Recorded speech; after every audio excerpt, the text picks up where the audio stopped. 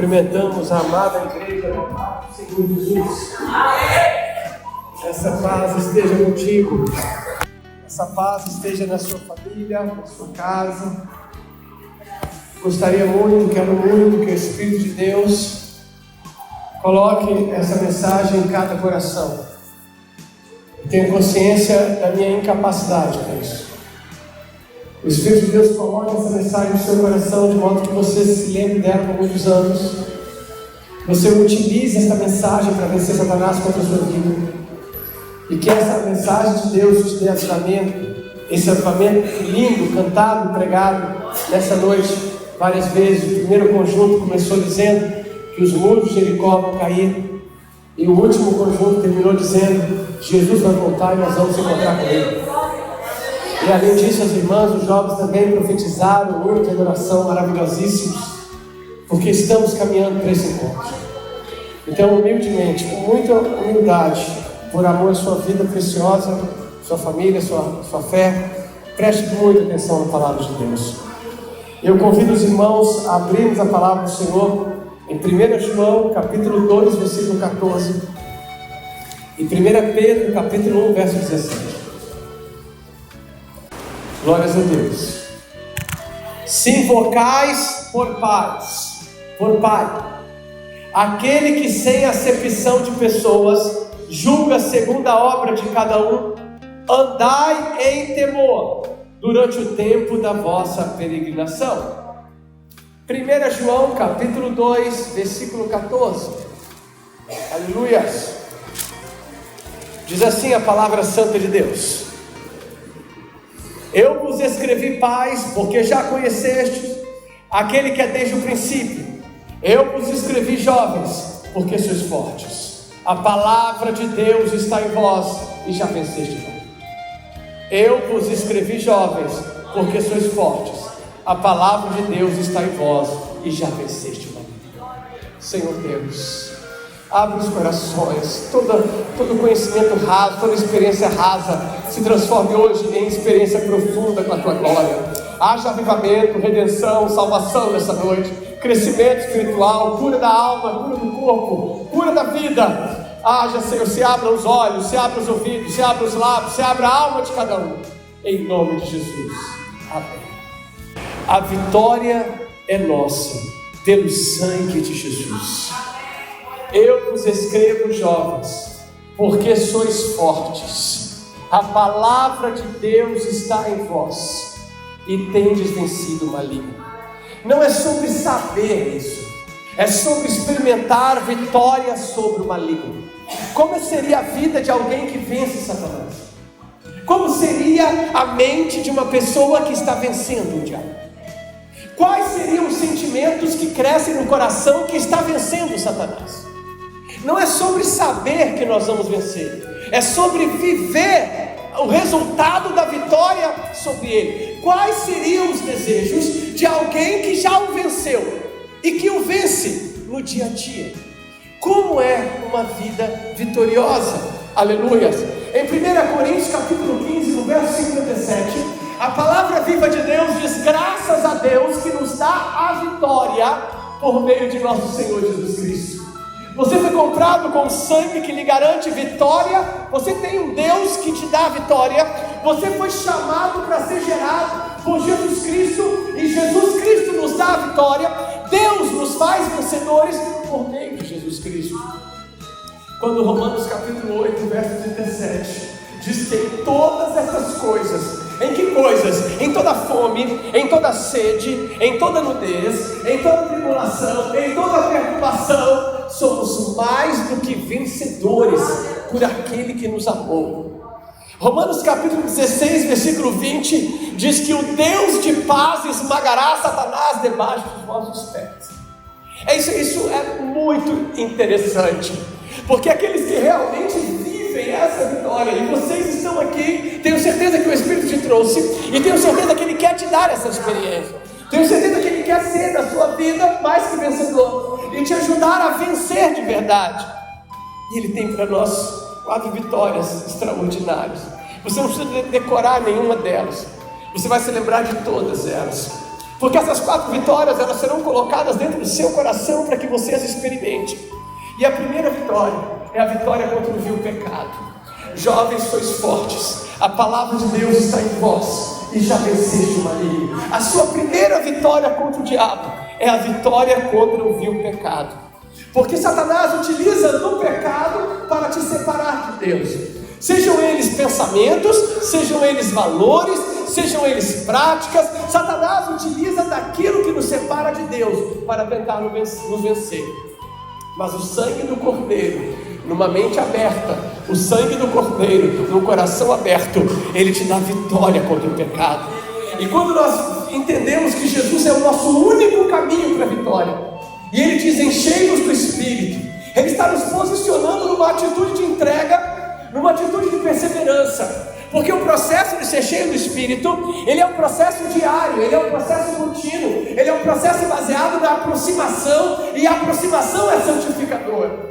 A aproximação de Deus é uma aproximação que nos apresenta a vida de Deus, e a vida de Deus nos traz a glória de Deus, e essa glória santifica.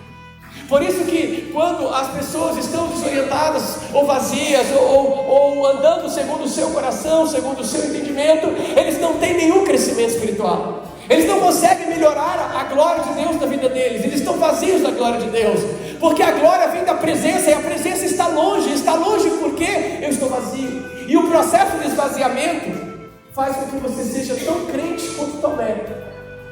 O processo de esvaziamento faz com que você seja tão firme quanto os muros de Jericó. O processo de esvaziamento faz que você seja um missionário tão dedicado quanto Jonas antes da baleia. O processo de esvaziamento faz de você uma pessoa sempre cansada e sempre tão feliz quanto Israel no deserto, por 10 vezes, louvando a Deus 10 vezes do jeitinho que Israel louvou.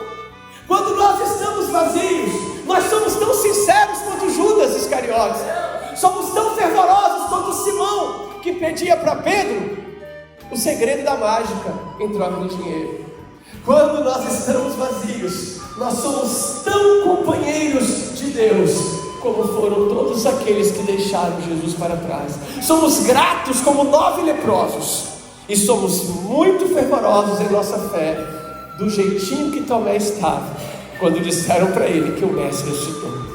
Mas se estivermos cheios do Espírito Santo, se o Espírito que veio da parte de Deus controlar os meus pensamentos, se o Espírito que veio da parte de Deus começar a despertar sentimentos da glória do Senhor em mim, então eu vencerei o vil pecado, e eu estarei preparado para pisar na cabeça da serpente, consagrado ao Senhor, aquele que tem os meus pensamentos, aquele que tem as minhas prioridades, aquele para quem eu dei o meu ouvido aberto, aquele para quem eu dei a minha confiança. Ele diz: não temas que eu estou contigo, não te assombres que eu sou o teu Deus, eu te tomo pela tua mão direita e te digo: não temas, pois eu te esforço e te sustento com a destra da minha justiça. Não é sobre o quanto você aguenta, é sobre o quanto de Deus está controlando os seus sentimentos. Não é sobre o quanto você acredita, é sobre o quanto de Deus está agindo na sua fé. Nós vencemos o pecado. A primeira vitória que temos é contra Satanás no campo espiritual. Romanos capítulo 6, versículo 22: tendo sido libertados do pecado e feitos servos de Deus, temos nosso fruto para a santificação e por fim a vida eterna. Você é mais que vencedor. E eu vou repetir: tendo sido libertados do pecado. Olha aí, não tem mais cerveja, não tem mais maconha, não tem mais cocaína, não tem mais prostituição, não tem mais pornografia, não tem mais mentira, não tem mais avareza, não tem mais idolatria, não tem mais amargura, não tem mais rancor, não tem mais ódio disfarçado de justiça, não tem mais vingança disfarçada de justiça, não tem mais obras das trevas, porque tendo sido libertados do pecado, foste feitos servos de Deus. Tendes o vosso fruto para a santificação e por fim a vida eterna. E quando, meus irmãos, nós vencemos Satanás nesse aspecto, a luz da palavra de Deus vem nos iluminar, quando Jesus disse em Mateus 4,4, disse para o próprio diabo: nem só de pão viverá o homem, mas viverá de toda a palavra que sai da boca de Deus. Ele estava dizendo ao príncipe da morte: a vida vem pela luz da palavra. Quando Provérbios capítulo 20, verso 27, diz que a alma do homem é lâmpada do Senhor, porque ali na nossa alma está morando e acontecendo grandes batalhas, grandes guerras. Mas Ele vem ao nosso lado e Ele nos traz também, em segundo lugar, vitória contra tudo que se levanta para nos derrubar. Quando estamos cheios do Espírito Santo, nós conseguimos vencer muitas coisas. Eu vou te mostrar algumas. Diz que as lutas do tempo presente não são para se comparar com a glória que em nós há de ser revelada. Talvez alguém olhe e pergunta: mas o que seriam lutas do tempo presente? Coloca Romanos capítulo 8, versículo 36. Diz assim a palavra do Senhor: por amor de ti somos entregues à morte todo dia. 37. Aleluia. Mas em todas essas coisas somos mais do que vencedores por aquele que nos amou. Prossegue. Porque estou certo de que nem a morte, nem a vida, nem os anjos, nem os principados, nem as potestades, nem o presente, nem o porvir, nem a altura, nem a profundidade, nem alguma outra criatura nos poderá separar do amor de Deus que está em Cristo Jesus, nosso Senhor. Nós vencemos todas as batalhas. Elas não conseguem nos derrubar, elas não conseguem tirar a nossa fé, porque a nossa fé não está na horizontal. A nossa fé não está baseada se nós vamos vencer aquela luta do desemprego. A nossa fé não está baseada se nós vamos vencer aquela luta da enfermidade. A nossa fé não está baseada se nós vamos vencer aquele problema X ou Y. A nossa fé está baseada no sacrifício de Jesus Cristo na cruz do Calvário, através do seu sangue, escrevendo meu nome no livro da vida e me dando a vida eterna. Esse ponto fundamental. E é através desse ponto que em Filipenses 4,13 o apóstolo Paulo fala: posso tudo no que me fortalece. Porque no verso 12 ele explica esse tudo. Ele diz: posso ter fome, posso ter sede, posso passar problemas assim, problemas assados, posso passar essa série de situações difíceis, posso todas as coisas naquele que me fortalece. E eu fico assustado quando eu vejo as pessoas perdendo completamente essa visão vertical e substituindo essa visão vertical pela visão horizontal. Ora, meus irmãos, vivemos ainda num país de liberdade religiosa vigiada e combatida, mas ainda liberdade religiosa. Nossos irmãos que vivem em países onde não há liberdade religiosa, que vivem em países africanos muçulmanos, que vivem em países como China ou Índia, que vivem em países como Coreia do Norte e tantos outros, eles não têm liberdade religiosa. O Brasil há 10 anos atrás, há 5 anos atrás, ou há 4 anos atrás, tinha uma liberdade religiosa não vigiada, não perseguida. Hoje nós temos uma liberdade religiosa vigiada e perseguida, obstaculizada por planos intensos de destruição. Daqui a alguns anos nós não teremos a liberdade religiosa. E então as pessoas vão entender melhor o que eu estou falando, porque elas ainda associam a vitória de Deus com a glória material, ainda associam a vitória de Deus com o sucesso e o aplauso do mundo passageiro. Mas eu posso vos dizer de todo o coração, o Espírito Santo que estava sobre Paulo, no meio de um império romano que não tinha liberdade religiosa e matava os cristãos, o mesmo império romano que arrancou a cabeça de Paulo e o matou, era o mesmo império romano que matava vários cristãos. E é para este povo perseguido, para este povo humilhado, para este povo tão ferido, que estava ali a Bíblia falando: em todas essas coisas somos mais do que vencedores por aquele que nos amou. Quanto a mim, tenho por certo que as aflições do tempo presente não são para se comparar com a glória que em nós há de ser revelada. Lá em Hebreus capítulo 13, versículo 13, diz que nós saímos do arraial. Hebreus capítulo 13, no versículo 13, diz que nós saímos do arraial. E o versículo 14 diz que não temos aqui cidade permanente, mas buscamos a futura. Se nós não temos cidade permanente aqui, então nós entendemos a terceira vitória, jovens, que vocês têm no sangue de Jesus: o arrebatamento glorificante. Porque nós vencemos o vil pecado, nós amamos a palavra de Deus e vencemos as lutas que vieram nos parar, e então nós seremos arrebatados. Nós seremos arrebatados e glorificados glorificados. Nós não temos aqui cidade permanente e buscamos a futura. Sempre vivemos olhando para o arrebatamento. E não precisamos de cantores endemoniados, seguidores de demônios, para nos lembrar do arrebatamento. Não precisamos que as pessoas acreditem em nós. Jesus não precisa que ninguém acreditasse nele para que ele nascesse de Maria. Jesus não precisou que ninguém acreditasse nele para que morresse na cruz. Jesus não precisou que ninguém acreditasse nele para ressuscitar dos mortos. E Jesus não precisa que ninguém acredite na volta dele para voltar. Tudo isso está profetizado e se cumpriu. O nascimento de uma virgem se cumpriu. A morte do cordeiro se cumpriu. A ressurreição no terceiro dia se cumpriu. E a volta dele para o arrebatamento também se cumprirá, independente se as pessoas acreditam ou não. O sol não precisa que você acredite nele para brilhar. A terra não precisa que você acredite nela para que ela rode em torno de si mesma e rode no sol. Volte, faça a volta no sol. A fotossíntese não precisa que você acredite nela para que ela aconteça.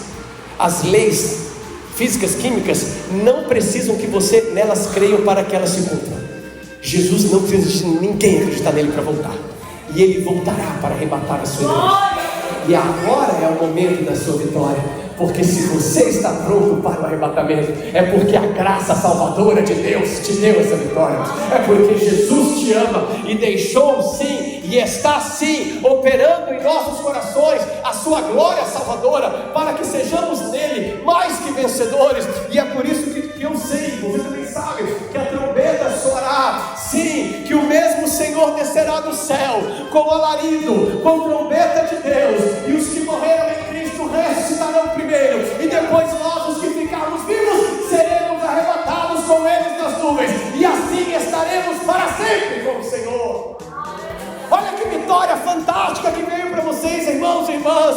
Veio sim para nós a vitória do arrebatamento para aquele que anda na graça.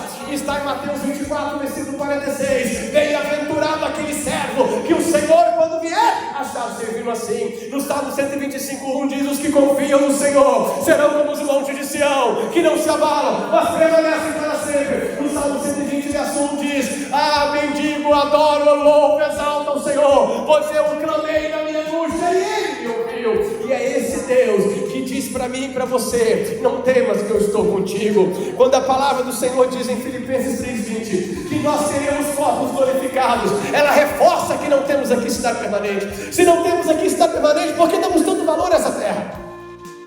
Se somos de Jerusalém celestial, porque matamos a nós mesmos, matamos nossa família, matamos a tantas pessoas, a fim de sermos aplaudidos aqui embaixo, a fim de sermos exaltados aqui embaixo? Porque consumimos os melhores anos de nossa vida nas inutilidades dessa terra imunda? Porque gastamos tão mal o nosso tempo? Ah, meus amados, uma coisa eu vos digo: sois fortes, a palavra de Deus está em vós, e já venceste o maligno. E uma grande vitória contra o diabo é estar pronta para o arrebatamento, pronto para o arrebatamento. Quando a palavra do Senhor diz, versículo 19, quando a palavra do Senhor diz para nós: o fim deles, os ímpios, é a perdição, o Deus deles é o ventre, a glória deles é para a confusão deles mesmos, pois só pensam nas coisas terrenas. Mas o verso 20 diz: a nossa cidade está no céu, de onde aguardamos o aparecimento do grande Deus, o nosso Senhor Jesus Cristo, o qual transformará o nosso corpo batido para ser conforme o seu corpo glorioso, segundo o seu eficaz poder de sujeitar a si mesmo todas as coisas. Olha que vitória linda!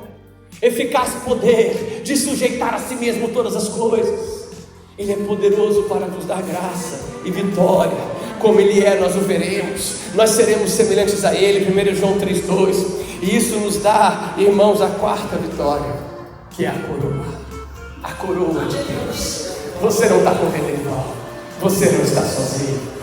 Ele tem uma coroa para você, Ele tem uma coroa para a sua vida. Às vezes as pessoas estão desconectadas de Deus, e elas não vão se conectar porque alguém está pregando, elas não vão se conectar porque alguém está pedindo, elas não vão se conectar porque ouviram o apelo ou a mensagem. Elas só vão se conectar quando elas se arrependerem dos seus pecados e buscarem ao Senhor de todo o coração. E então elas se verão como peregrinos, como aqueles que não são desta terra. Jovens, sois fortes, a palavra de Deus está em vós e já venceste o maligno. Mas a palavra de Deus não está em uma pessoa porque ela estuda a Bíblia. Pastor, como isso é possível? Eu posso te provar com toda humildade.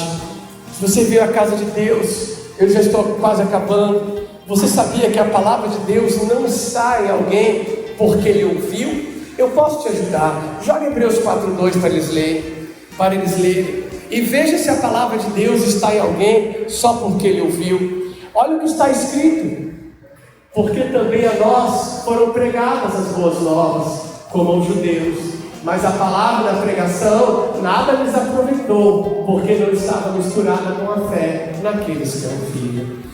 Observe que eles ouviram, está lá embaixo escrito, naqueles que a ouviram, e ali no meio está escrito palavra da pregação. Então eles ouviram, mas essa palavra não estava misturada com fé, não estava misturada com arrependimento, não estava misturada com humildade.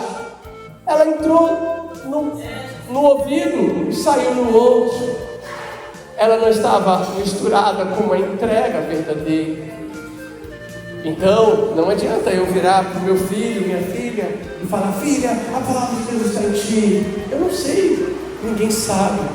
Os atos dirão, as atitudes dirão se a palavra de Deus está em você. A palavra de Deus pode estar na sua memória, já é uma vantagem, que bom, melhor estar na sua memória do que em lugar nenhum.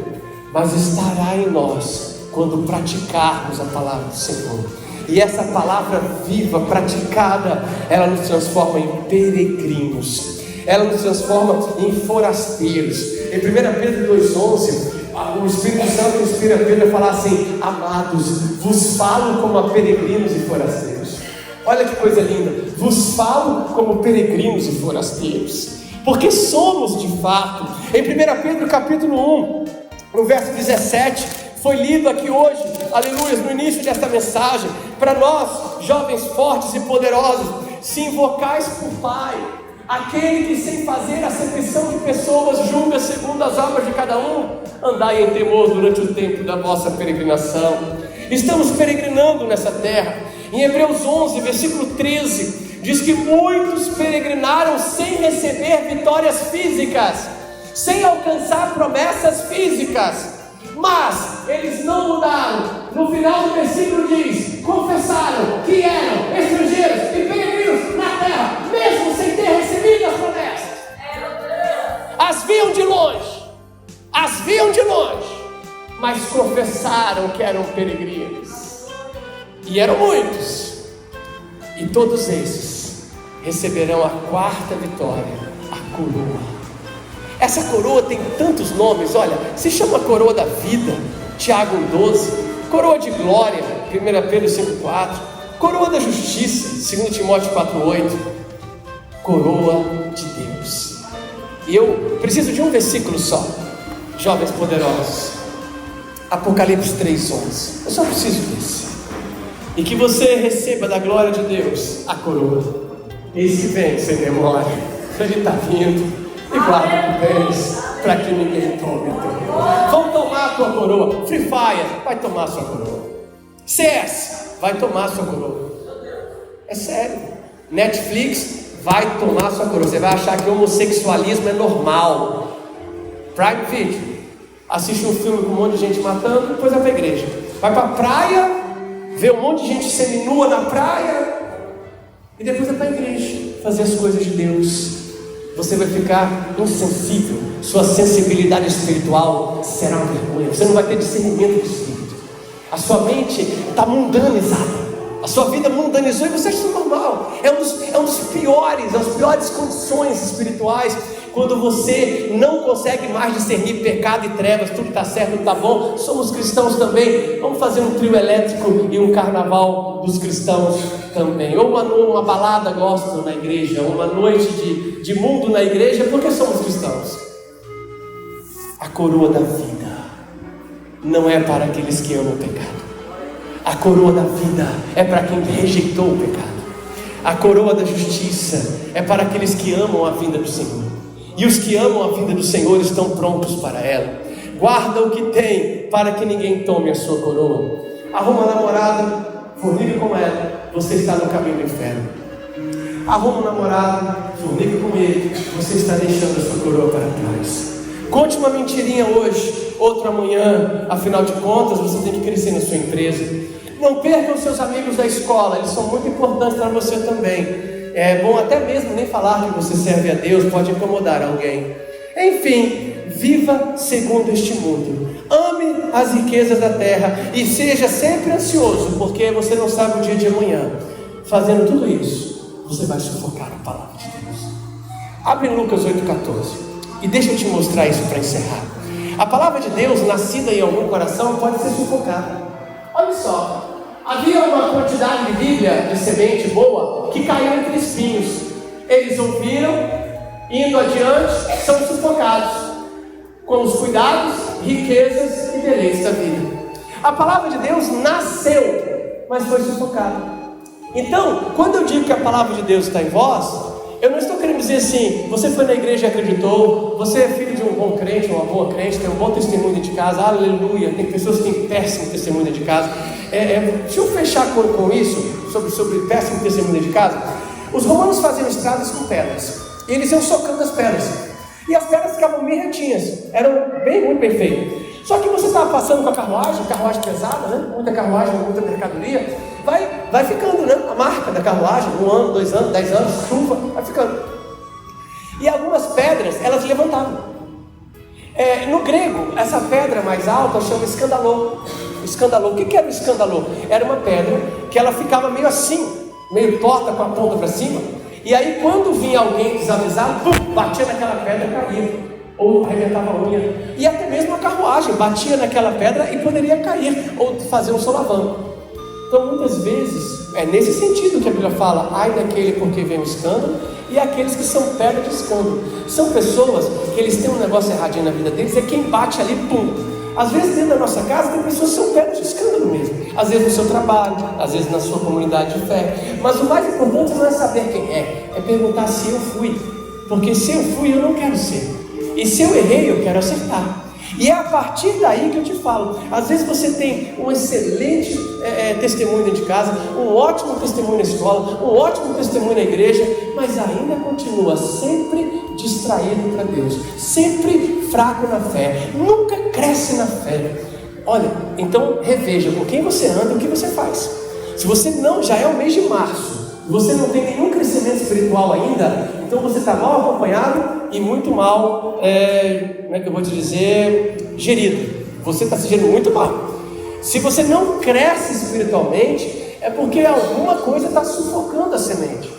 Quem não crescer é semente sufocada. E a semente sufocada, ela é sufocada pelos cuidados, pelo amor às riquezas e os deleites da vida. São essas 3 coisas que sufocam. E aí eu fecho dizendo, se há uma coroa para mim e há uma coroa para você, por que perdê-la?